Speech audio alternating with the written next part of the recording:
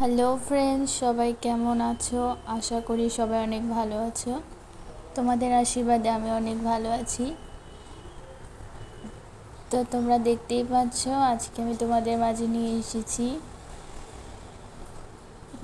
ডাল, ছোট মাছের চচ্চড়ি, আর সাথে আছে বাদাম ভর্তা। তো দেখতেই পাচ্ছ মাছগুলোকে হলুদ এবং লবণ দিয়ে দিয়েছি। এবার এটাকে ভালোভাবে মাখিয়ে নিব। তার সাথে পেঁয়াজ কুচি, আদা এবং কাঁচা লঙ্কা কেটে নিয়েছি।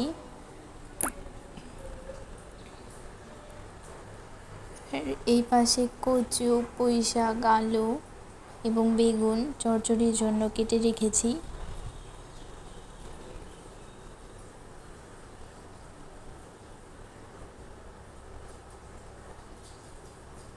তো দেখতেই পাচ্ছ কড়াটা গরম করে এর মধ্যে তেল গরম করে নিয়েছি। এরপর মশলা মাখানো মাছগুলো দিয়ে দিয়েছি। এগুলো ভালোভাবে ভেজে নেব।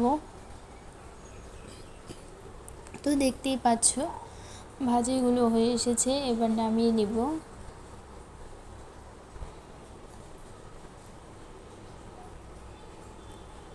এরপর কড়াইয়ে পেঁয়াজ কুচি ফোড়ন দিয়ে দিয়েছি। কিছুক্ষণ পেঁয়াজ ভাজি হওয়ার পর কেটে রাখা সবজিগুলোকে দিয়ে দিয়েছি।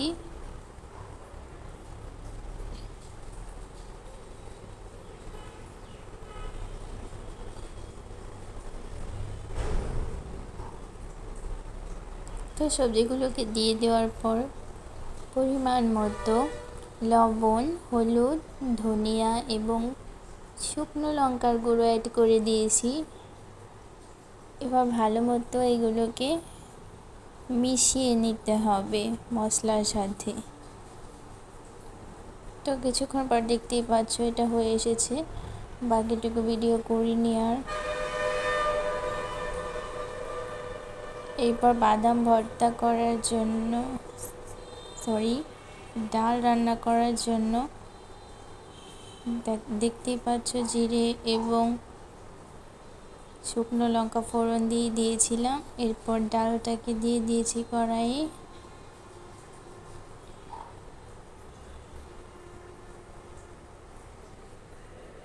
তো ডালটা কিছুক্ষণের পর নামিয়ে নিয়েছিলাম। এরপর বাদাম ভর্তা করার জন্য কড়াইয়ে কালো জিরে এবং কাঁচা লঙ্কা এবং পাকা লঙ্কা দিয়ে ভেজে নিয়েছিলাম। এরপর ধুয়ে রাখা বাদামগুলো দিয়ে দিব। কিছুক্ষণ আগে এটা ভিজিয়ে রেখেছিলাম।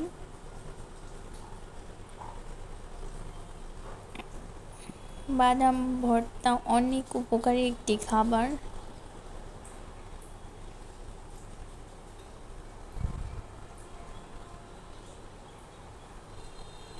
তো কড়াইয়ে এবার বাদামগুলোকে দিয়ে দিয়েছি। এবার হালকা করে ভেজে নেব। এরপর নামিয়ে এটাকে ভালোভাবে বেটে নিব। তো বেটে নেওয়ার পরে তোমরা দেখতেই পাচ্ছ কত সুন্দর হয়েছিল। এরপর আমি একটু জানালা দিয়ে তোমাদের বাইরের দৃশ্য দেখালাম এবং কাঠগোলাপ ফুল দেখালাম। তো তোমাদের যদি ভিডিওটি ভালো লাগে তাহলে লাইক, কমেন্ট, শেয়ার এবং চ্যানেলটিকে সাবস্ক্রাইব করে দিও। Bye bye.